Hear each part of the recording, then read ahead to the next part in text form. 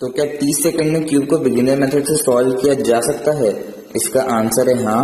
अब कैसे, वही मैं इस वीडियो में बताऊंगा। तो जो सॉल्व अभी आप देख रहे हैं वो मैंने बिल्कुल बिगिनर मेथड से किया है, और इसमें आप दो चीजें नोटिस करेंगे। पहली कि मैं बहुत ही स्लो टर्न कर रहा हूँ क्यूब को, और इस स्पीड पे टर्न करना किसी के लिए भी मुश्किल काम नहीं है।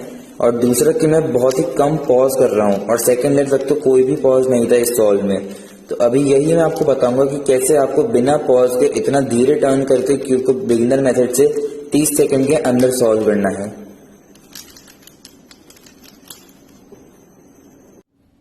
तो सबसे बड़ी और इम्पॉर्टेंट चीज़, और अगर आप 1 मिनट एवरेज करते हैं तो आप अपनी एवरेज को 40 सेकंड तक सिर्फ इस ट्रिक से ला सकते हैं, वो होती है लुक अहेड। जिसका मतलब होता है कि जब मैं कोई एक पीस सॉल्व कर रहा हूँ तो उसको सॉल्व करते वक्त मैं दूसरे पीस को देख रहा हूँ कि मुझे उसको कैसे सॉल्व करना है।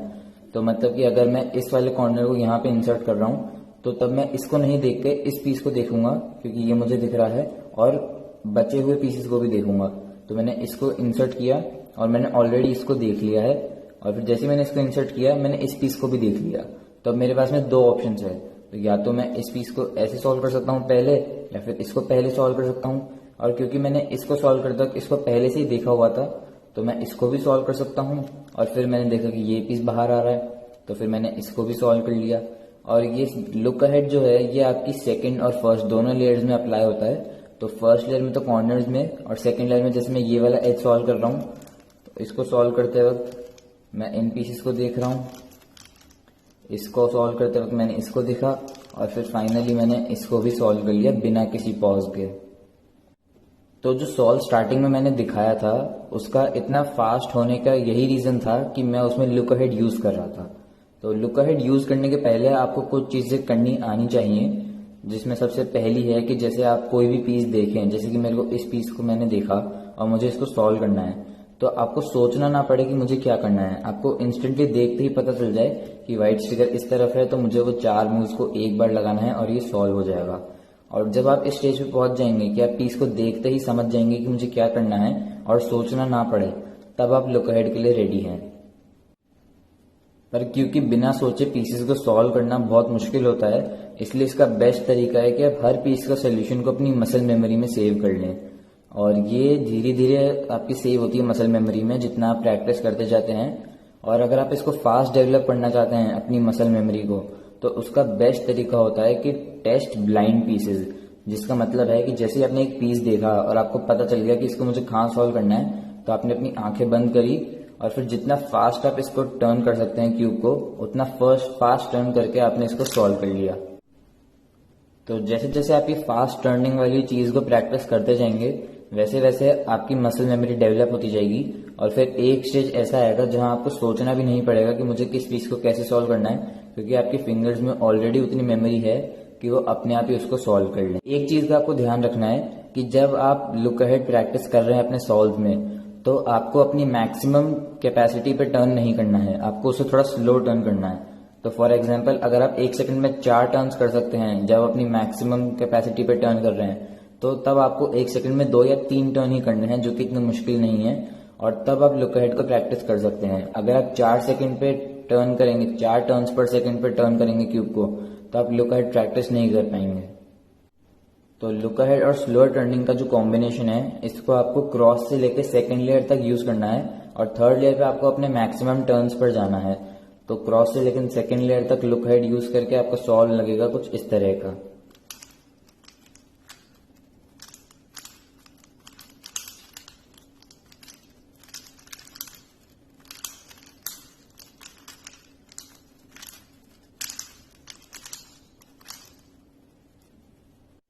तो अभी मैं आपको 2 सॉल्व्स दिखाऊंगा। पहले में तो मैंने क्यूब को बहुत ही फास्ट टर्न किया है और लुक अहेड को यूज नहीं किया है, और दूसरे में मैंने लुक अहेड को यूज करते हुए स्लो टर्न किया है।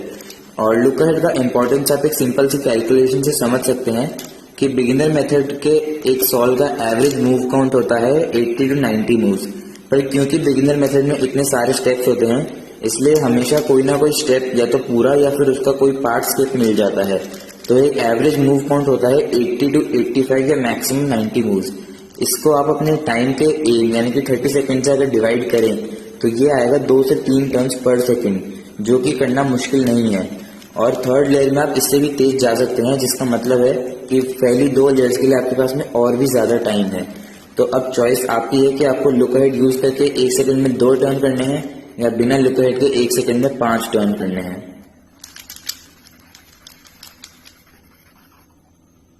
Using inspection time. तो जब भी आप किसी कंपटीशन में एक 3x3 को ऑफिशियल सॉल्व करते हैं तो सॉल्व शुरू होने के पहले आपको 15 सेकेंड्स का एक इंस्पेक्शन टाइम मिलता है, और कितना अच्छे से आप इस इंस्पेक्शन को यूज करते हैं ये बताता है कि आपका सॉल्व कितना अच्छा होगा। अगर आपने इस इंस्पेक्शन को अच्छे से यूज किया है तो आपका सॉल्व बहुत ही अच्छा होगा, और अगर आपने केवल 15 सेकेंड्स के 3 या 4 सेकेंड यूज किए हैं तो आपने अपना सॉल्व उधर ही खराब कर दिया है। तो इंस्पेक्शन टाइम में आपको जितना पॉसिबल हो उतना अपने सॉल्व को ऑलरेडी इंस्पेक्ट कर लेना है, और हो सके तो आपको पूरा क्रॉस ही इंस्पेक्ट कर लेना है, जो कि स्टार्टिंग में थोड़ा डिफिकल्ट हो सकता है। पर अगर आप क्रॉस भी नहीं करते हैं तो आप केवल 2 या 3 पीसेस प्लान कर सकते हैं। तो फॉर एग्जांपल ये रहे मेरे चारों क्रॉस पीसेस, तो मैं ब्लू और रेड को तो इजीली ट्रैक कर सकता हूँ कि ब्लू है यहाँ पे, इसको मैं ऐसे लेके ऐसे इंसर्ट कर सकता हूँ, और फिर रेड को मैं 3 मूवर से इंसर्ट कर सकता हूँ। फिर उतने में आपने ऑरेंज देखा और फिर इसको इंसर्ट कर दिया, और ऑरेंज को इंसर्ट करते हुए आपने ग्रीन देखा और फिर ग्रीन को भी इंसर्ट कर दिया। तो इससे आपका क्रॉस जो है वो केवल 1 से 2 सेकंड में सॉल्व हो जाएगा, और अगर आप पूरा क्रॉस ही इंस्पेक्शन में प्लान कर लेते हैं तो और भी जल्दी सॉल्व हो जाएगा क्रॉस। तो क्रॉस में अगर आपके पास में एक पीस लास्ट का ऐसे बचा हुआ है और बाकी तीनों पीसेस सॉल्व है, और ये ऐसे बॉटम लेयर में नहीं है जहां पे इसको होना चाहिए, तो वहां पे आप इसको सिंपली बिना बॉटम लेयर में लेके जाए अपने स्लॉट पे इंसर्ट कर सकते हैं। और उसके लिए आपको ये देखना होगा कि कैसे आप इसको क्रॉस में ला सकते हैं। तो अगर मैं इसको इस तरह टर्न करता हूं तो ये क्रॉस में नहीं आता क्योंकि व्हाइट यहाँ पे फेस करेगा, लेकिन अगर मैं ऐसे टर्न करता हूं तो ये क्रॉस में आ जाएगा। ये गलत है पर क्रॉस में आ जाएगा, तो मैं वो याद रख सकता हूँ। और फिर जहां पर ये बिलोंग करता है मैं उस स्पॉट को यहाँ पे ले आऊंगा, इसको ऊपर लगा दूंगा और फिर वापस से यहाँ पे ले आऊंगा, तो ये भी इंसर्ट हो जाएगा आपका और कोई पीस ब्रेक भी नहीं होगा। सिमिलरली जब कोई लास्ट पीस अपने ओरिजिनल पोजीशन से 2 जगह दूर है तो आप सिंपली टॉप लेयर को 2 बार टर्न करके उसको क्रॉस में लाके वापस से टॉप लेयर को टर्न कर सकते हैं और ये सॉल्व हो जाएगा। तो फर्स्ट लेयर कॉर्नर्स में आपको 3 केसेस मिल सकते हैं, जो डिपेंड करता है कि व्हाइट स्टिकर किस तरफ फेस कर रहा है। तो अगर ये अपने राइट साइड में फेस कर रहा है तो आप रेगुलर राइट हैंड से 4 मूव लगा के इसको इंसर्ट कर सकते हैं। लेकिन जो वर्स्ट केस होता है वो है ये वाला, जब व्हाइट ऐसे फ्रंट पे फेस कर रहा होता है, तो अब आपको इसको 5 बार रिपीट करना होता है और फिर ये सॉल्व होगा। तो 5 बार रिपीट करने से अच्छा है कि आप इसको एक बार इन मूव का रिवर्स कर दीजिए, जो कि होगा इस तरह से, और ये एक बार में ही सॉल्व हो जाएगा। और अगर आपको ये भी नहीं करना है तब वही 4 मूव्स को अपने लेफ्ट हैंड से कर सकते हैं। बस इस कॉर्नर को अपने लेफ्ट साइड पे रख के इन 4 मूव्स को रिपीट कर दीजिए और फिर ये भी सॉल्व हो जाएगा। और अगर कोई कॉर्नर ऐसे ऊपर की तरफ फेस कर रहा है तो इसमें आपको वही सेम 4 मूव्स रिपीट करने हैं, बस R U R prime U prime जो आप पहली बार करेंगे उसमें टॉप लेयर का क्लॉकवाइज मूव होगा 2 बार, तो आर फिर 2 बार clockwise R prime U prime R U R prime U prime. तो वो फास्ट कुछ लगेगा इस तरह से और आपका इतनी जल्दी सॉल्व हो जाएगा। आप अपने लेफ्ट हैंड से भी कर सकते हैं। तो अगर आपको इस कॉर्नर को यहाँ पे इंसर्ट करना है तो इंस्टेड ऑफ रोटेटिंग और फिर राइट हैंड से इंसर्ट करने के बजाय आप इसको लेफ्ट हैंड से इस तरह इंसर्ट कर सकते हैं। तो जब आप फर्स्ट लेयर के कॉर्नर से इंसर्ट कर रहे होंगे तो आपको कई बार ऐसी सिचुएशन मिलेगी जब एज ऑलरेडी सॉल्व है, तो आपको कोई ना कोई ऐसी टेक्निक चाहिएगी जिससे आप इसको प्रिजर्व कर सके, क्योंकि आप इसको बाद में वापस से सॉल्व नहीं करना चाहते। तो अगर आप इस कॉर्नर को सिंपली इंसर्ट कर देंगे 4 मूव से तो ये एज ब्रेक हो जाएगा। लेकिन अगर ये आपके कॉर्नर राइट साइड पे है और इस तरह से ओरिएंटेड है तो इन 4 मूव्स को लगाने के पहले आप इस कॉर्नर को यहाँ पे प्लेस कर सकते हैं और फिर वही 4 मूव्स लगाने हैं और फिर इस कॉर्नर को इंसर्ट कर देना है उन्हीं 4 मूव्स से और आपका एज सॉल्व हो जाएगा। और सिमिलरली अगर व्हाइट स्टिकर आपकी तरफ फेस कर रहा है तो आप सिंपली क्यूब को इस तरह से रोटेट करके इसको अपने लेफ्ट साइड पे ला सकते हैं, फिर कॉर्नर को यहाँ पे रख के लेफ्ट हैंड से वो 4 मूव्स को रिपीट कर सकते हैं और उससे भी आपका एज सॉल्व रहेगा। और अगर व्हाइट स्टिकर ऊपर की तरफ फेस कर रहा होता है तो जो आपको पहले बताया था मैंने कि आपको टॉप लेयर को 2 बार टर्न करके कुछ इस तरह से करना है, उसकी जगह जब आपका एज सॉल्व है तो आपको सिंपली उन 4 मूव्स को 3 बार रिपीट कर देना है और आपका एज सॉल्व रहे। एक कॉमन केस सेकंड लेयर के लिए है कुछ इस तरह का, जिसमें कि ये एज होना चाहिए था यहाँ पे और ये एज होना चाहिए था यहाँ पे। तो अगर आप इसको नॉर्मल तरीके से करेंगे तो सबसे पहले आपको कोई एज को एक जगह प्लेस करना होगा, फिर जो एज बाहर आएगा उसको इंसर्ट करना होगा और फिर आगे चलता रहेगा। लेकिन इसका बेटर सोल्यूशन है जो कि आप केवल 5 मूव से इन दोनों को एक साथ सॉल्व कर सकते हैं, वो है कि राइट लेयर को 2 बार टर्न करें, टॉप लेयर को 2 बार टर्न करा, वापस राइट लेयर को 2 बार टर्न करा, टॉप लेयर को 2 बार टर्न करा और फिर वापस से राइट लेयर को 2 बार टर्न कर दिया। तो इन 5 मूव से ये दोनों एक साथ सॉल्व हो जाएंगे और इन 5 मूव्स को बहुत फास्ट एग्जीक्यूट कर सकते हैं कुछ इस तरह से। पर इस ट्रिक को आपको तभी अप्लाई करना है जब ये दोनों जो कलर्स हैं वो ये सेंटर कलर से मैच कर रहे हो। तो अगर ये दोनों ऐसे रेड होते हैं यानी कि ये दोनों पीसेस ट्विस्टेड होते हैं तो वो ट्रिक काम करती है। लेकिन अगर इस केस में आप उस ट्रिक को यूज करेंगे तो आप देखेंगे कि आप और भी गंदे केस पे एंड करते हैं। ये एक और कॉमन केस है जिसमें कि आपके पास में एज है फ्लिप्ड, और अगर आप नॉर्मल तरीके से करेंगे तो आपको कोई एक एज यहाँ पे इंसर्ट करके इसको बाहर निकाल के फिर सॉल्व करना पड़ेगा। लेकिन अगर आप एक सिंपल सा मूव्स का सीक्वेंस याद कर लें तो आप इसको बहुत फास्ट एग्जीक्यूट कर सकते हैं। तो वो मूव्स हैं R U two R prime, फिर एक यू प्राइम, फिर वापस से यही R U two R prime, फिर वापस से यू प्राइम, और फिर आप इस कॉर्नर को अपने लेफ्ट हैंड से इंसर्ट कर देते हैं और ये सॉल्व हो गया। तो ये सीक्वेंस फास्ट कुछ इस तरह का लगेगा। Using both hands. Using both hands का मतलब है कि आपको अपने दोनों ही हाथों से मूव्स को सेम स्पीड पे करना आना चाहिए और आपको किसी भी एक हाथ पे डिपेंडेंट नहीं होना चाहिए कि चाहे कोई भी केस हो मैं एक ही हाथ से करूंगा चाहे मुझे कितना ही क्यूब को रोटेट करना पड़े। तो फॉर एग्जांपल अगर आपको इस कॉर्नर को यहाँ पे इंसर्ट करना है तो अगर आपको राइट हैंड से आदत है तो फिर आप पहले एक रोटेशन करके इसको इंसर्ट करेंगे। लेकिन अगर आपको लेफ्ट हैंड से भी इसको इंसर्ट करना आता है और लेफ्टी मूव्स में आपको करने में कोई दिक्कत नहीं है तो आप सिंपली इसको बिना रोटेशन के सॉल्व कर सकते हैं।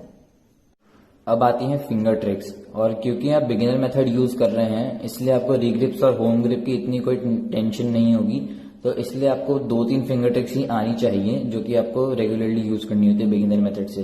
तो सबसे पहले आपको टॉप लेयर को अपने इंडेक्स फिंगर से टर्न करना होता है, यू प्राइम इस तरह से लेफ्ट इंडेक्स फिंगर से, और यू मूव इस तरह से राइट इंडेक्स फिंगर से, और इस लेफ्ट हैंड की रिंग फिंगर से आपको डी मूव करना आना चाहिए। और अगर आपको ये सारी फिंगर ट्रिक्स सीखनी है तो इसके ऊपर मैं ऑलरेडी एक वीडियो बना चुका हूँ। इन फिंगर ट्रिक्स को यूज करके आपको कुछ बेसिक मूव्स को बहुत ही फास्ट एग्जीक्यूट करना आना चाहिए, जिसमें कि केवल 2 ही आपको मेन आनी चाहिए जो कि है R U R prime U prime और इसका inverse U prime R prime. तो ये आप इन फिंगर ट्रिक्स को यूज करके परफॉर्म करना चाहिए और जितना फास्ट आप इसको कर सकते हैं आपको करते रहना चाहिए और आपको इसको फास्ट करने की प्रैक्टिस करनी चाहिए क्योंकि बहुत बार काम में आता है। आपको ये कुछ इस स्पीड पे करना आना चाहिए और इसका इनवर्स भी। और एक और चीज जो आपको नहीं करनी है वो है कुछ इस तरह के रिस्ट टर्न्स जो कि बहुत से लोग करते हैं। तो ये आपको बिल्कुल भी नहीं करने हैं क्योंकि इनको यूज करके आप 30 सेकंड तो क्या इन ट्रिक्स के बाद 1 मिनट में भी क्यूब को शायद ही सॉल्व कर पाएंगे। तो जब आप लास्ट लेयर पे आते हैं तो सबसे पहला स्टेप होता है क्रॉस बनाना, और उसमें अगर आपको क्रॉस बना हुआ मिल जाता है तो ठीक है, या फिर लाइन वाला शेप हो तो भी ठीक है क्योंकि आपको सिंपली एक बार 6 मूव्स लगा के क्रॉस बना सकते हैं। लेकिन अगर आपको डॉट या एल शेप मिलती है तो आपको बहुत सारे मूव्स लगाने पड़ते हैं। तो एक ऐसी ट्रिक मैं अभी आपको बताऊंगा जिससे आपके पास में चाहे कोई भी केस आ जाए आप सीधा क्रॉस बना सकते हैं। तो अगर डॉट शेप आती है तो simply R U two R prime सबसे पहले आपको लगाना है, फिर आर प्राइम एफ प्राइम, फिर आपको लगाना है यू टू और फिर आर प्राइम एफ प्राइम। तो इस सीक्वेंस को याद रखने का एक बहुत ही अच्छा तरीका है इस वाले पेयर से, ये कॉर्नर और एज पेयर का, कि सबसे पहले इसको R U two R prime से यहाँ पे प्लेस कर दिया, फिर ये 4 मूव्स लगा दिए, फिर इस पेयर को वापस से यहाँ पर ले आए और फिर वापस 4 मूव्स लगा दिए और इससे आपको सीधा क्रॉस मिल जाएगा जब आप इसको डॉट शेप पे लगाएंगे। और जब आपको एल शेप मिलती है तो उस पर आपको लगाना होता है F R you prime F prime, जिससे कि आपको एक लाइन मिलती है। तो उससे अच्छा है कि आप सीधे एल से ही क्रॉस बना सकते हैं। और उसके लिए आपको एल को इस तरह होल्ड करना है कि एक एज राइट साइड पे हो और एक एज आपकी तरफ, और फिर आपको लगाना है वाइड एफ, मतलब कि 2 लेयर्स, जैसे कि ये 2 फ्रंट लेयर्स, फिर वही आर प्राइम यू प्राइम और फिर वाइड एफ प्राइम, तो मतलब कि इन दोनों लेयर्स को एफ प्राइम, और सीधे क्रॉस बन जाता है। जब ये सारे कॉर्नर से सॉल्व हो जाते हैं और आपको उनको एक एक करके ट्विस्ट करना होता है तो सिंपली आप हर कॉर्नर को एक पोजीशन पे लाके इन 4 मूव्स को रिपीट करते जाते हैं। तो अगर आपको ये इस केस में मिलते हैं जहां पे येलो स्टिकर राइट साइड में है तो ये ठीक है, क्योंकि आपको केवल 2 बार इनको रिपीट करना होता है। लेकिन अगर आपको इस केस में मिलते हैं जहां पे येलो स्टिकर आपकी तरफ फेस कर रहा होता है तो आपको इस मूव को 4 बार रिपीट करना पड़ता है, और आप इन 4 का 2 कर सकते हैं बहुत ही इजीली। तो अगर येलो स्टिकर राइट साइड पे है तो सिंपली RU', 2 बार लगाया और ये सॉल्व हो गया। लेकिन अगर येलो स्टिकर फ्रंट में है तो इन 4 मूव्स का रिवर्स कर देना है। UR', को 2 बार लगाना है, तो वो होगा UR', UR', और ये भी सॉल्व हो गया। और फिर वापस से येलो फ्रंट पे है तो UR', UR', और अब अगला कॉर्नर येलो राइट पे है और आपका क्यूब सॉल्व। तो इन 4 मूव्स और उनके रिवर्स को सीखने के बाद आपको ना जाने कैसे भी कॉर्नर का ओरिएंटेशन मिले, आपको केवल मूव्स को 2 बार ही रिपीट करना होगा, और ये सब सारा कुल मिलाकर फास्ट लगेगा कुछ इस तरह का।